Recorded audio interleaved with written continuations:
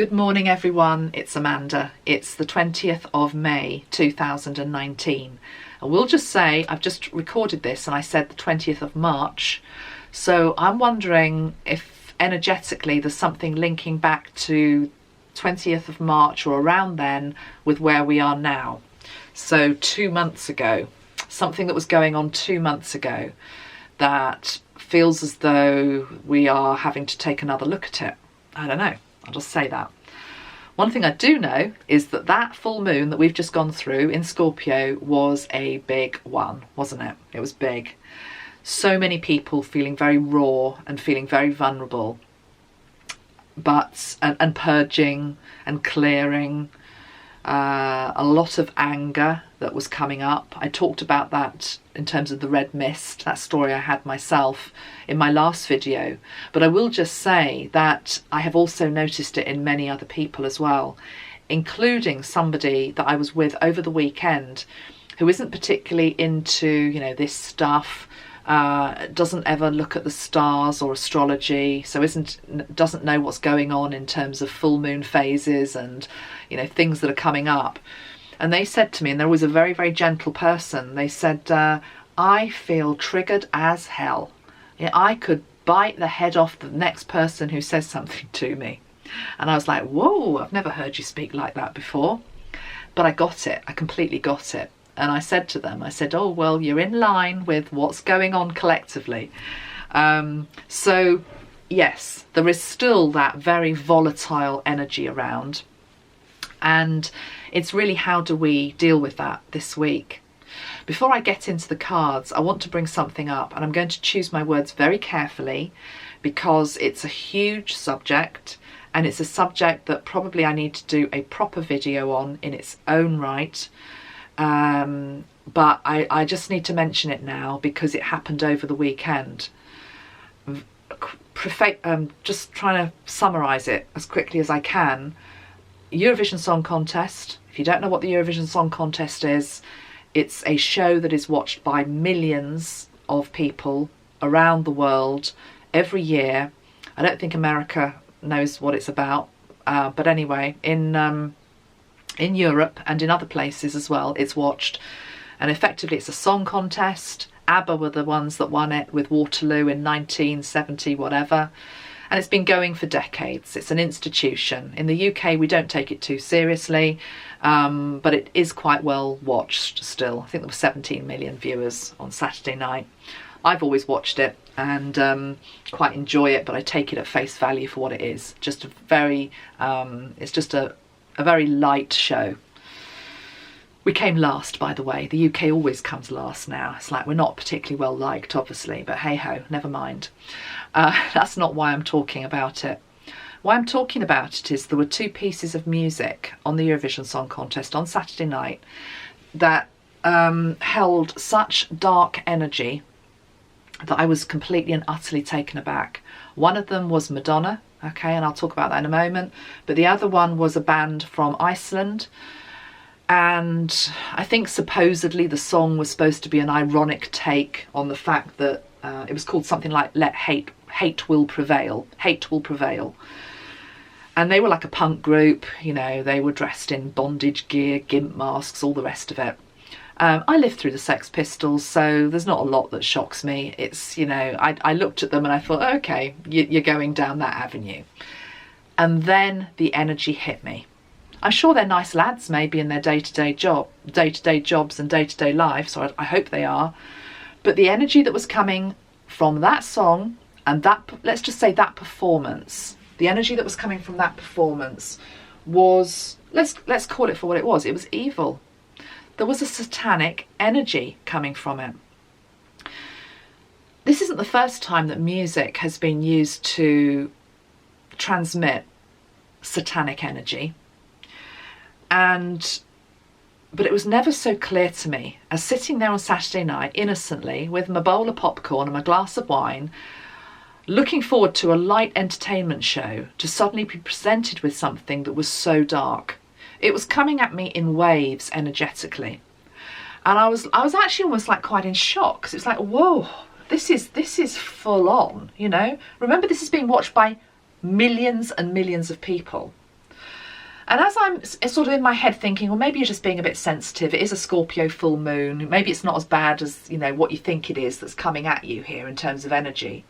My 12-year-old crystal child stands up, and she'd been watching the show and had been enjoying it up to that moment, and it was about her bedtime anyway. And she said to me, she said, oh, this song's scaring me. She said, I'm going to bed. And she exited the room. And at that moment, I knew, it was like confirmation. It's like, yeah, she's right. She's absolutely right. And I was right to feel what I was feeling. This is wrong. I was so affected by it that for the first time in history, I actually picked up the phone to vote for somebody else, because I was like, that song cannot win. A song that is Hate Will Prevail cannot win this show. Because I really could feel the energy was like, this song's going to win. It didn't. Anyway, I stuck with the show, and I stuck with it because I wanted to see Madonna, and she was headlining it. I'm an 80s girl. I remember Madonna. I've, you know, followed her. I've never been a big fan, but, you know, in the 80s I bought her singles as they were then. So I thought, yeah, Madonna, I'm going to watch, and I'm interested. I've never heard Madonna live. Wonder what she's going to be like. Well, she's been slammed for her performance, for it not being very good. But that's not the reason why I want to talk about it. I also don't want to talk about the fact that I think there were flags on the back of her dancers which were Palestinian and Israeli. No, that's not what I want to talk about. Again, the imagery and the energy coming at you at 100 miles per hour from that performance was dark. It was dark energy. She came on shrouded in dark hooded cloaks with imagery, with all sorts of symbols on it, surrounded by dark hooded people who sort of take off their cloaks, and they're sort of like half goat, half, I'm not sure what they were supposed to be. There was a satanic energy behind that performance. And again, the thing that troubled me more than anything was how clearly it was that. If you're awake and you really can see it, it was very clearly that. But also how cleverly manipulative the energy was, because it was actually presented as something else. But it wasn't. So I'm going to send a prayer out here, and I hope some of you will join me, for Archangel Metatron and Archangel Sandalphon to come in and to try to really clean up this entertainment industry. Because let's be very clear, if it's now becoming very blatant, very, very blatant and in your faces on shows such as Eurovision, it is everywhere. It always has been everywhere, but it's as though a lot of it has been quite hidden and quite secret, so we haven't fully been able to really see it for what it is. On Saturday, I saw it for what it was. I called it out within seconds. Some of you probably might have done the same thing. And again, it's just another attempt to try to lower the light. But it's very clever in the way that it does it, because it presents itself as something else. I was very disappointed to see Madonna doing that. She's been a controversial figure her whole life, and I have no problem with people being controversial, but I didn't like the energy that I felt coming out of that on Saturday night, and I'm just calling it out for what it is. And let's just zap it with a bit of violet flame energy, because that went into millions and millions of people's homes, and it's not right. So I will, as I say, do a video on all that. Look at the card that's on the bottom of the pack, love. Love is the thing that counteracts it. What makes me laugh as well is that some of the people that are called out online for being dark are the ones that actually were the ones battling for the light. And yes, I'm talking about Michael Jackson. I'm not talking about any of the claims linked into sexual abuse, any of that. I've done 5 videos on all that. I'm talking about recent videos that have come out about Michael, linking him to, you know, having been mind controlled and, you know, by these darker forces. No, look at his songs, look at his lyrics, look at the imagery, look at any of his videos. They were always about love. It was very clear that that's what it was about. Take a look at some of these other performers that are out there, of which there are quite a few. And if you really open your eyes to what is being presented at you and is being transmitted to you subliminally, it's appalling, and it needs to change. And the ascension and energies need to come in now. This is almost like a calling for that to happen. So, that being said, let's move on. What deck am I going to use for this week? Let's use this deck, the Japardize Tarot. I always say the name wrong, but that's it anyway. Okay, it's a beautiful deck. It's one of my favourite decks of cards. I love decks where they are rich with symbolism and texture and meaning. And this is just a great deck. So let's have a look at May the 20th. And the week ahead. Calling in Archangel Metatron. Let's see where we are. Whoa, okay. Don't know if you saw that. There's one that's literally just flown right across the way. The Jester of Tides. The Jester of Tides. Which would be, I'm pretty sure, I'm going to look at the book, because it's obviously an important card because it's flown out like that. That would be the Page of Cups in the traditional tarot, okay? So the Jester of Tides, I'm going to read you the message that comes with it, okay? It says, it's to do with an imaginative or a playful person, a messenger, a message or revelation, particularly concerning affairs of the heart. It's to do with gentleness, sensitivity, an artistic individual who's creative. So it's an offering, okay? This is an offering. It's the page that comes in with the cup linked into gentleness, compassion, and creativity. So maybe there's a message on its way for some of us. That would be nice. A message of love, or just an offer of help. I think these are times where we really need to be helping each other, and we really need to be noticing when people are struggling, because there is just this onslaught of darkness within the collective.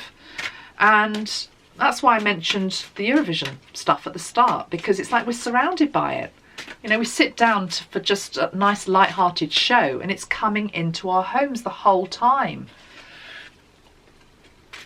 They're not careful, they'll kill the entertainment industry, because people will just switch off. But you know, hopefully that won't happen, because it's important to be entertained. It's important to be stimulated in a positive way, to bring in joy and happiness and laughter to people, and not to cater to base, lower emotions. So we've got the Jester of Tides. What else goes with that then? So this is for this week, Metatron in the collective. Let's have 4 cards that support that.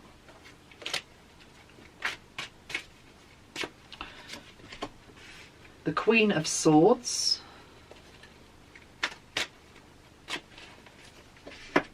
The Teacher, the Hierophant. The Jester of Fire, which would be the Page of Wands in the traditional tarot, and the 6 of Fire, and then we've got the 9 of Fire on the bottom of the deck.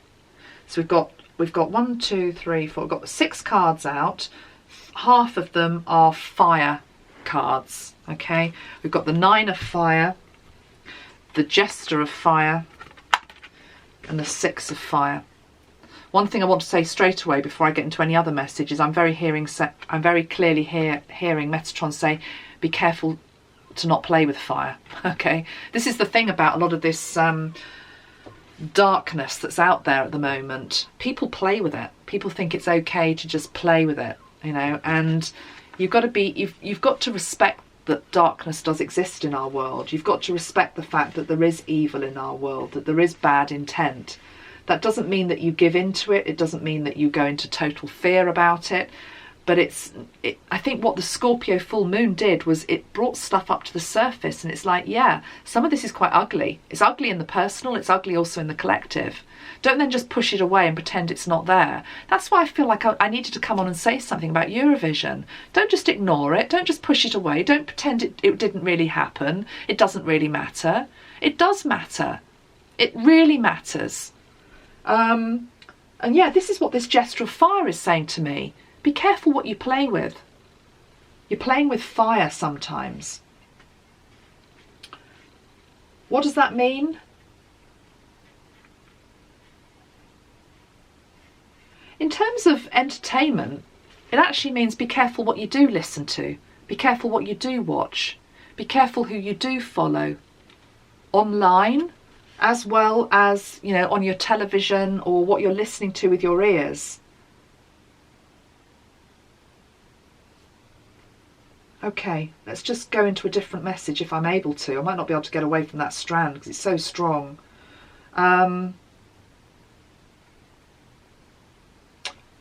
Let's go back to the basics. We've got the card of the teacher. This week is trying to teach us something. There has been a moment of truth. The Queen of Swords. There is this energy of truth. Okay, there's an energy of truth. Some of these truths that have come out over the last 24, 48, 72 hour period have been deeply uncomfortable. I talked about that in my last video. We've had to really look at ourselves and our reactions and who we really are. Look at ourselves in the mirror. I said all that. So the next stage is, if you've observed it, what are you then going to do about it? Are you going to learn from it? Or are you just going to keep repeating the same old pattern? The Hierophant, the card of the teacher, is saying, please listen. Listen to it. Listen to whatever's occurred. Listen to the feelings that have come up. Look at them. Deal with them.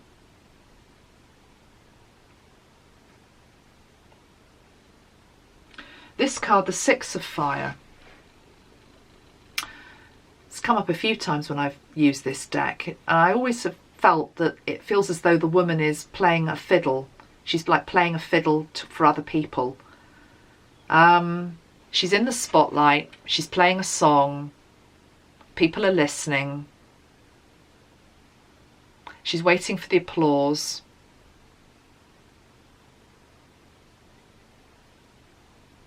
I need another card that goes with that. What goes with the Six of Fire? Why have we got that card here? What goes with the Six of Fire? The person on stage in the spotlight with everybody else listening on, looking on. The Sun. Okay, that says to me, there's a clear message here. You're in the spotlight. The sun is about something is illuminating something. So it's very clear that something has been illuminated. You, basically. You and your feelings. You and your shadow. You and your light. All of it. Vulnerable, raw. This is me. Spotlighted by the sun.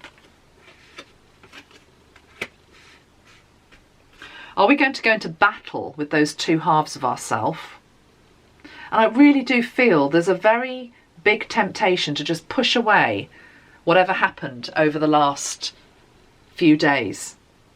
Whatever the full moon's brought up, to just push it away as almost like, oh yes, well, you know, I lost my temper, or I felt a bit emotional, this happened, or, but you know, it was a one-off. You know, it was just a bit of a one-off. It was just because of the moon, you know, bit of madness, moment of madness. No. We have to look at it. Yes, the moon was a trigger, but it happened for a reason. You were meant to see something. You were meant to learn something. You don't go into battle with the two halves of yourself. You know, secrets, what you're trying to hide, what you don't want to see about yourself. Don't go into battle. Go into truth. Let's have another card that goes with the Nine of Fire. These two sides of ourselves that are battling at the moment. Let's have a look at that. Please can we have one more card, Metatron, for the Nine of Fire? Clarification there. The Hermit. Yeah, exactly. The Hermit, okay? So what this is saying is that you've got to go within. You've got to go within. What do I mean by that? This is saying to me, I'm repeating myself, but it's such a strong, important message. We have to look at ourselves. We have to look at ourselves and fully see ourselves in our entirety, in our beauty and in our ugliness, in the things we like about ourselves and the things we just want to push away as like, that was just weird that I did that. No, you did like that and you behaved like that for a reason. There's a wound there, there's a scar there. There's something that needs to be listened to. Maybe you need to be listened to. Maybe you literally need to be listened to.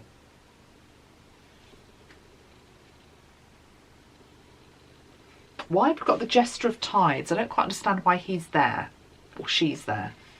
Maybe it's just a bit of light relief, I don't know. But let's see. Why is the Jester of Tides there? Why have we got the Jester of Tides? This is this week's energy, Metatron. Why have we got the Jester of Tides there? The Magician. Okay, there's two cards actually. The Magician and the Eight of Gardens. The Magician, I think, is saying that we're going to be helped at this time. Alchemy is possible. Whatever this experience is in your life that is feeling so difficult, so challenging, so never-ending, it's as though you're being reminded that the universe, this feels like here, this Jester feels like it's the universe saying, I can come in and I can transform, I can help you, I can change this. But only if you do the deep inner work. Only if you actually realise that life is trying to teach you something right now. Whatever your circumstances, whatever your relationships, whatever your situation, whatever grief you might be going through, or whatever pain you might be going through, there's actually something it's trying to teach you. Are you willing to go and really truly look at all aspects of yourself? If you do, then we, the universe, spirit, the angels, God, Jesus, whoever it is that you're asking for help with, then we can come in and we can help offer you some of this alchemy, some of this magic, the energy of the Magician. And also remind you, of course, that you also have that within you. But again, you see, it's ramming home. We've got the Eight of Gardens. This is the card of hard work. To me, that feels like it's a card of hard work. It shows a man who is hard at work, okay? He's there and he's got his visor on. There's bubbling mixtures of, I don't know what, you know, that he's working with. The wheels are in motion. It's a card of working hard. So it's a funny old time. Before I started this video, I was just having a little personal moment with Metatron, and he showed me this image, which I'd like to share with you because I think it's probably collective as well, which is that he showed me the image of, remember when you first went to school, or maybe the start of a new school year? Maybe it was the first time you went up to senior school or you went to middle school. And the week before the end of the summer holidays would come, and you'd go off into town and you'd buy your new bag and you'd get all the things that you'd need for the next phase of your education. You'd get yourself a new pencil case and a new ruler and new pencils and all the rest of it. And it was all to do with preparing for starting something. And he showed me that image today of preparing a new school bag. You know, literally, it's like getting a new satchel, getting new implements, getting new tools. What does the Magician have? The Magician has tools, whether they be, I don't know, affirmations, prayers, crystals, sprays, art, poetry, whatever it is that you need to help you to heal. So think of ourselves at the moment of it's literally like we're preparing for something that it's here. It literally is. It's like we've signed up for the next part of our journey. We've already been gifted the place at the college or the school. It's already assured. Okay, the letter's arrived. It says we're starting on whatever day.